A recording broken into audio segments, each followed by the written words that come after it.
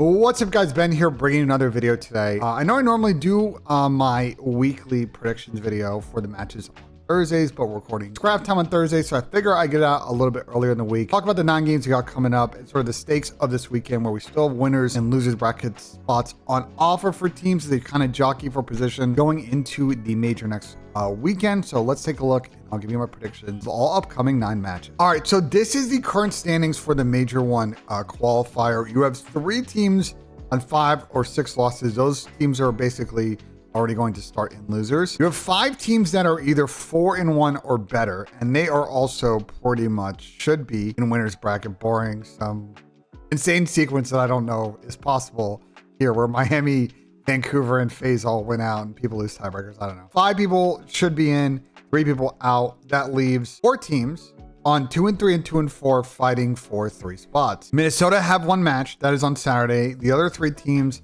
have 2 matches. So anyone that gets to 4 wins is probably in, and Minnesota at 3 and 4, if they win that Saturday match, I think are going to be waiting a little bit to see if it's enough to get in. I did a great job last week with the predictions. Missed a couple of matches. Boston, Carolina upset. Is that an upset? I don't know. It was a close one. And Cloud9, LAG, that one's an upset. But the rest, I basically like nailed map picks. If you look at this, like I nailed the map picks on 2 of the 3 matches on Saturday, 1 of them on Friday, and I correctly predicted every winner and map count on Sunday. So that was pretty simple out of me. All right, let's take a look at Friday. We got Vancouver versus Carolina Royal Ravens. Carolina's respawn at hardpoint hasn't been that good. Vancouver just hasn't been that good either, and the fans have Carolina like 70-30. I think it might be a gritty Game 5 series. On paper, Carolina shouldn't go to Game 5, I think. But the way they're playing right now, don't know about that one. And if it goes to a Game 5 and 0-4 heats up in S&D, could see an upset there, but I think Carolina should be able to clutch that.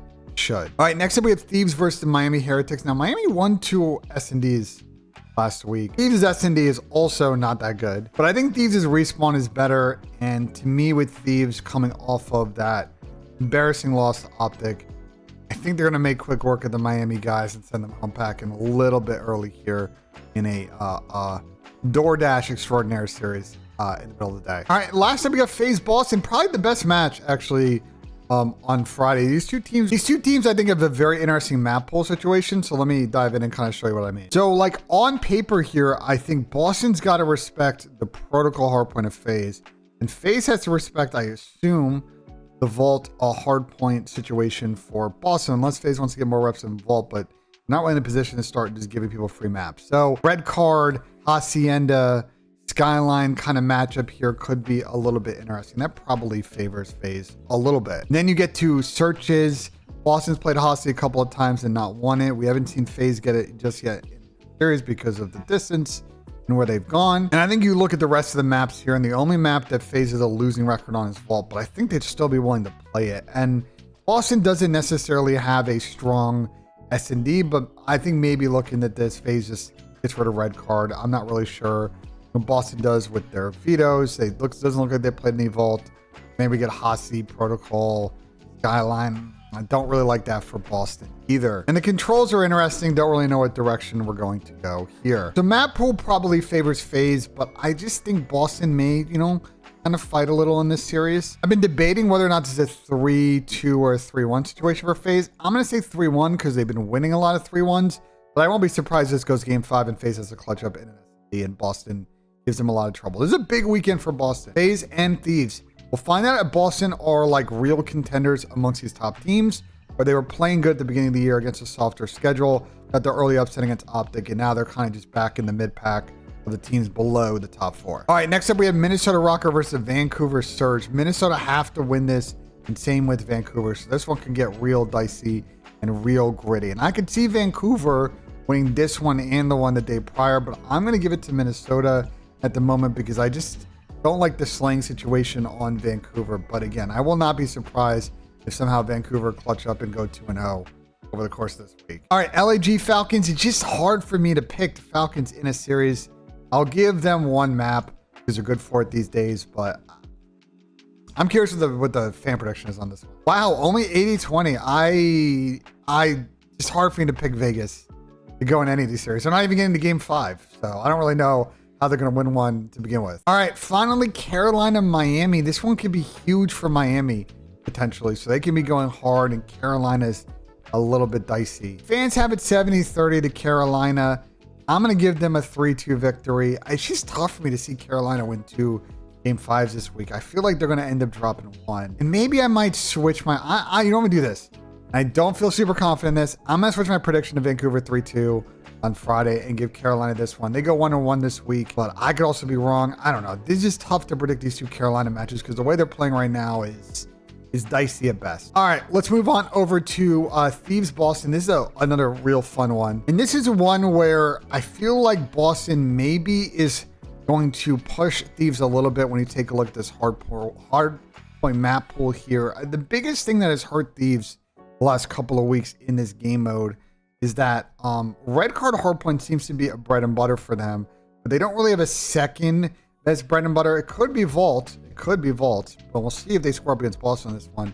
But losing Rewind is kind of a big loss to this team until they get better at, say, Hacienda hardpoint. The S&Ds are interesting, and we've talked about this a bunch with Thieves. They don't really have a deep S&D map pool because they played so much Skyline Fall first couple of weeks. Boston doesn't have a deep one either, so maybe this one is a little bit of a push here. And then on Control, I think this one favors Thieves. They seem to be pretty good on all the Control maps. So I think all that aside, I think Thieves probably take a Game 5 against Boston. I won't be surprised if this is also a 3-1, just like the FaZe Boston series.